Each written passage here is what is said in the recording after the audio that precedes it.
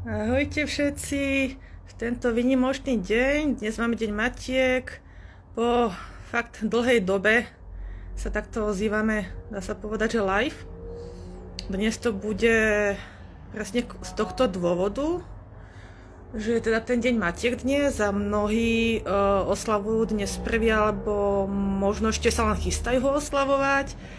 Takže skúsime, dnes mám na pláne pripojiť jednu pani. Skúsime, či to pôjde. Či sa jej to podarí. Ja sa priznám, že ja mám v tomto veľký chaos. Tieto stretnutia. OK.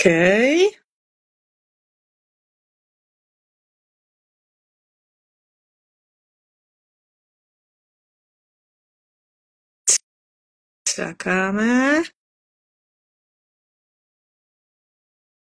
Milenko, tento Instagram, to je jedna veľká záhada. Akceptujeme. Áno.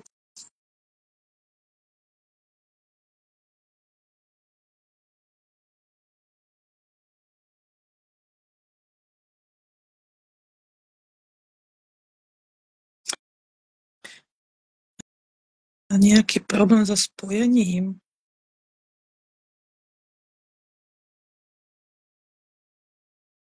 Akože. Super. No teda, ja vidím, že nie som jediný like v tejto oblasti. Tieto vstupy som robieval kedysi a vždy som mala z toho dilemu, kedy, kde, čo a ako uložiť. Aha. Dobre, že fakt toto... sme tu. Áno, počkaj. Sme akože mama aj Marinka. Áno, je tu aj Marinka, je tu aj otec. Je, Milenko, takže máme, super, môžeme sa pýtať Marinky na verifikovanie výpovedi maminy. Áno, môžete. Je pripravená odpovedať. Ako dnes trávite svoj deň?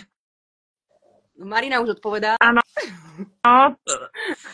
Inak, áno, ja veľmi, veľmi obdivujem tieto deti, že oni si vo všetkom nájdu niečo. To je výnimočné, toto fakt, ja by som sa chcela vrátiť niekedy do tých čias. Fakt vo všetkom. Môže byť. Mala takú fázu, že sa dokázala hrať so šnúrkou 20 minút. Dneska to bolo 25 minút s mangom. Je to super. No čo ste dneska už stihli? To je to inak prvý deň Matiek pre teba? Áno. Ináč, dobrý deň. Áno.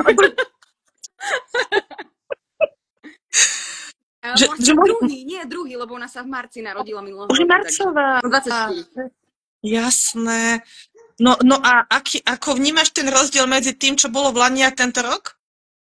Tak vtedy mala 2 mesiace, takže akože všetci mi pogratulovali a nejak som to neriešila vlastne. Jasné. Ja mám takú teraz už si myslím, že už som väčšia matka. Už po roku.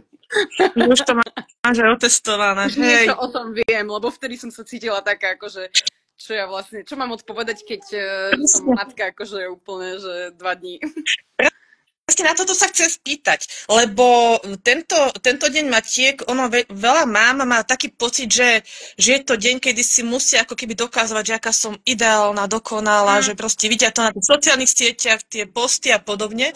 A ja si, ako myslím osobne, lebo však tiež s tými deťmi mám skúsenosti, že ono nie je úplne na škodu, keď si aj tá mama prizná, že niekedy nie je všetko úplne v pohode. A že vlastne toto je taký deň, kedy si môže povedať, že OK, že áno, ľúbim svoje deti, ale ako fakt to je niekedy úplne také, že by som možno si dala ten deň pauzy. Hej. Že to nie je len o tom, že teda, že možno vtedy to by ma celkom zaujímalo, že ako si sa cítila, že či si... to už bolo po tom, čo ste vlastne mali oznámenú diagnózu Marinkinu po porode. Hej.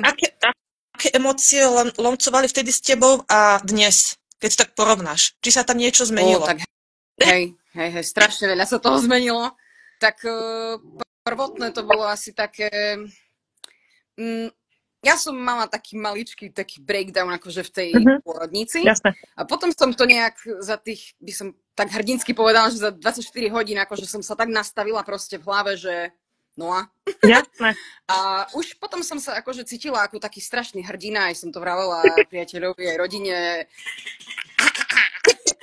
že také to bolo, neviem, proste som mala pocit, že to zvládneme, aj mám pocit, že to proste zvládneme, že to vlastne nič hrozné sa nestalo, naše životy nekončia, Hej. že tak som to dosť, tak mám pocit, že tak hrdinsky zobrala. A teraz vlastne, ono sa to v nejakom možno takom 10. mesiaci začalo tak ukazovať, že vlastne, že čo to asi bude trochu obnášať, lebo by som povedala, že tie prvé mesiace sú úplne ako so štandardným iným bábätkom proste.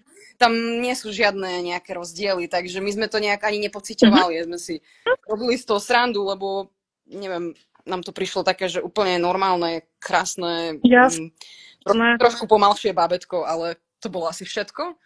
A teraz tak nejak už cítim, že už viac vníma. Teraz má 13 mesiacov, no a teraz, nie, 14 mesiacov a vlastne mám pocit, že už tak nasáva aj atmosféru od nás, čiže už možno, že to už by sa dalo nazvať, že trošku výchova, že niečo také už proste na ňu dávame, tak už musíme dávať väčší pozor na to, čo sa na ňu naladí a tak. Že ty, keď si ešte bola tehotná, že si čakala tú Marinku, mala si nejaké očakávanie od seba, ako od mami, že vieš, že niektoré mami to majú tak nalinajkované, že proste toto bude v tomto mesiaci toto, tamto v tomto, tam pôjdeme, to budem ona schopná spraviť a teraz že či sa tie očakávania nejako menia oproti tomu, čo si mala predtým. Ja som predtým som taký celkom dynamický človek, taký akože naspievaný by som povedala. A vlastne to tehotenstvo, vtedy sa stalo to úplne pre mňa nepochopiteľné, strašne krásne obdobie, že som sa tak celá tak ukľudnila. Som spomalila, ukľudnila, že som vlastne, ja som potrebovala aj zmeniť prácu, proste mala som nejaké zdravotné problémy a zrazu prišlo toto a nejak to tak všetko zo seba zapadlo, že Ježiš, jak dobre, že presne toto žena vlastne potrebuje, že tú materskú potrebuje v istom štádiu, že tie biologické hodiny proste nie sú len tak nastavené pre nič za nič.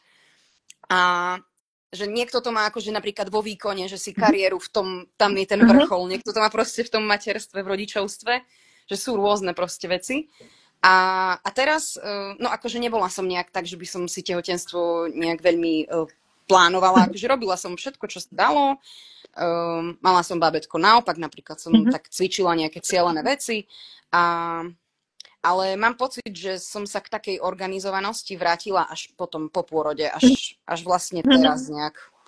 Lebo vlastne som zistila, že aj mne to pomáha, aj Marine to pomáha, keď máme nejaký taký ako keby taký plán, ktorého sa držíme.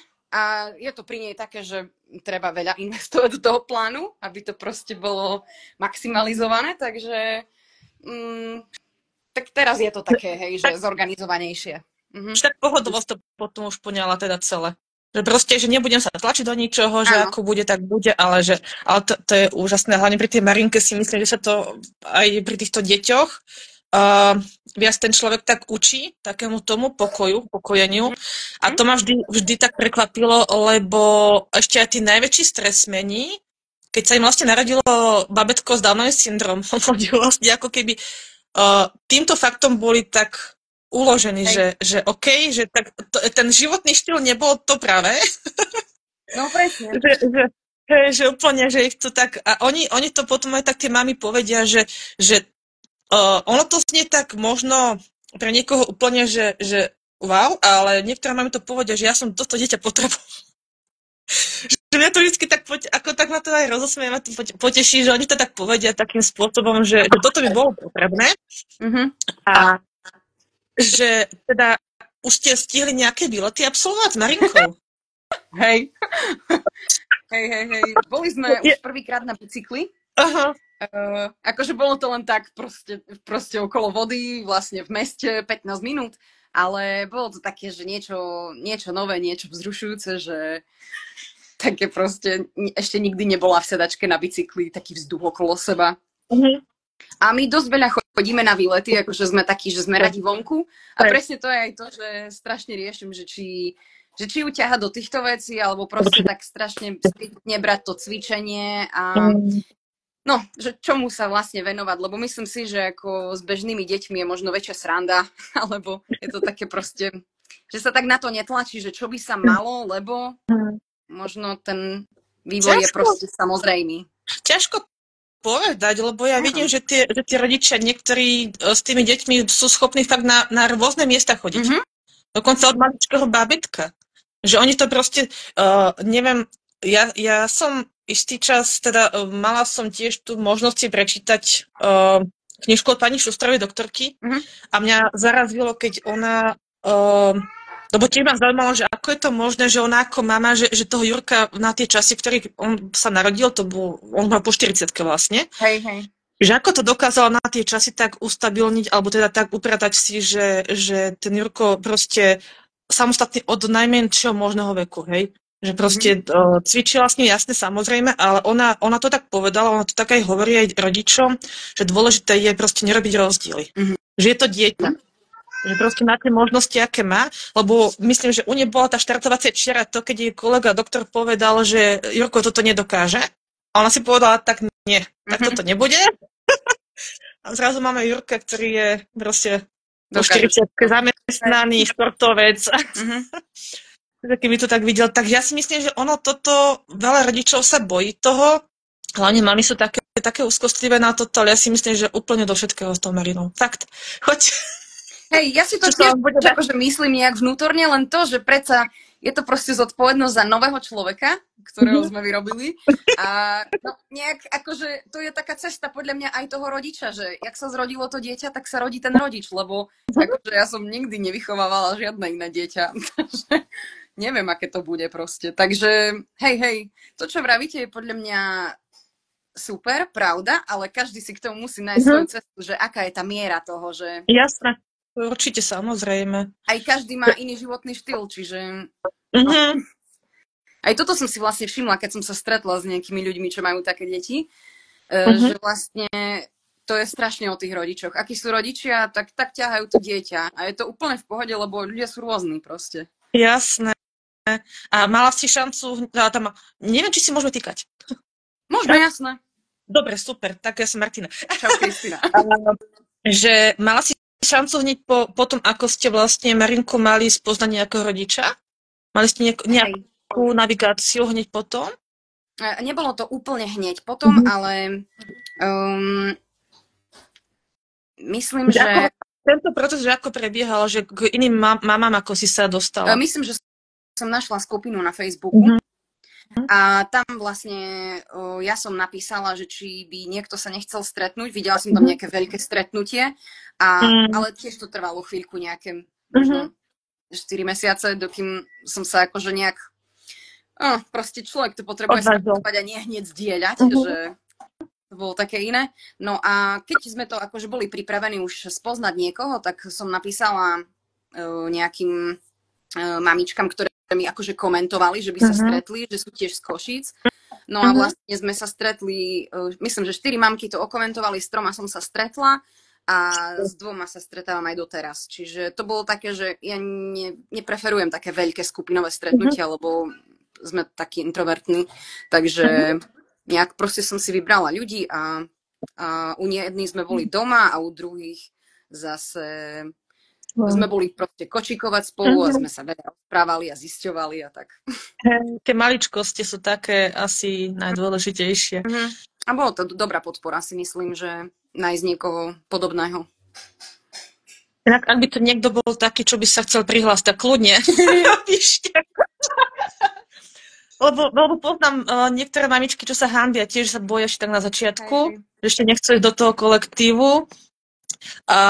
Aké bolo u vás to prijatie toho celého? Ty ako mama si to si mi už povedala, že si to teda nejakým spôsobom spracovala v sebe.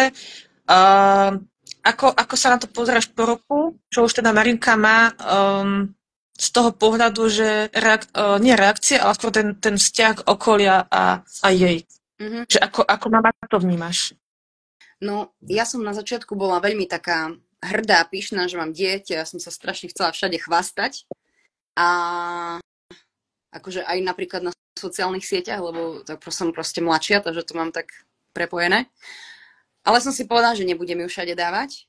A teraz vlastne ako už je staršia a napríklad ideme na ihrisko a vidím, že proste rovesníci, neviem, už chodia, ona proste neštvornoškuje, že je mi to také, je mi to proste nepríjemné.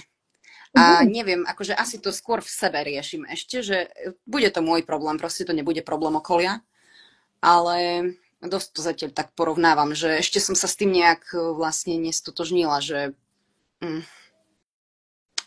to takto proste stále bude, že ona bude stále niekde inde. Takže takto to teraz mám. Chce to podľa mňa čas a cestu. Určite, no. Povedala vlastnú. Vždy ako občas sa mi stane, že sa zastavím nad tými situáciami, ktoré teda tie naše mamičky zažívajú. Je to, ako si povedala o tom prijatí samej seba, vždy a to si myslím, že je úplne dôležité, najskôr je dôležité prijať svoje emócie. To je veľmi, lebo s tým máme my dospelý veľký problém, že potom to sťažka učíme tie deti, ale že potom prvotnom, keď sa tak so sebou tá mama ten kontakt nestratí, tak ono v konečnom dôsledku to už potom je aj o tom, že aj to, ako sa správa, alebo reaguje to okolie, ono viac menej ako keby tu začalo byť také imúnne voči nej. Že už proste, že už si začne byť taká sama sebou istejšia ako na začiatku. No táto istota, nemám, hej. To cítim. To je úplne, že v konečnom dôsledku nakoniec aj tí rodičia prichádzajú postupne po tom prvotnom šoku a tom spracovávaní k tomu, že a to teda z mojich skúseností, čo počúvam a čítam, hej, lebo ja komunikujem s tými rodičmi, takže mám kvantum toho v tej hlave. A že oni si potom ako keby uvedomia, že to nie je nejaká negatívna emócia voči tomu dieťaťu, ale voči tomu, čo ho obkolesuje. Áno, že proste, áno. To máš ako s popornou depresiou napríklad. Že tiež prichádzajú tie pocity viny na tú matku, že čo sa deje, nemám rada svoje dieťa alebo niečo podobné, ale pritom to je jednoducho to, že ona sa ešte len stotožňuje s tou situáciou, v ktorej sa ocitla. Dostala som na svet človeka a teraz čo s tým? Hej. Môže byť, no. Takže, hej, no, tak veľmi sa teším teda, že som ťa mohla takto ešte vidieť, aspoň na chvíľku. A ja som Zažila všetkým mamám všetko, dobré dnešný deň. Áno, a ja prajem všetkým maminkám. Nech si to užívajú. Áno, a baví úplne jedno, ako to bude. Že ako si to dnes dáte, či si pustíte film alebo čokoľvek. A teda niekedy na východe, no. Dobre, teším sa, lebo tých akcií je tu menej, vidím, že ich menej. Áno. Ale je to celkom dobrá partička, zatiaľ, čo som zistila. Sa teším teda. Hej. Tak super, teda babi, rodinka, teším sa a želám všetko dobré ešte. Ďakujem a ja želám všetko dobré. Ahojte. Ahoj.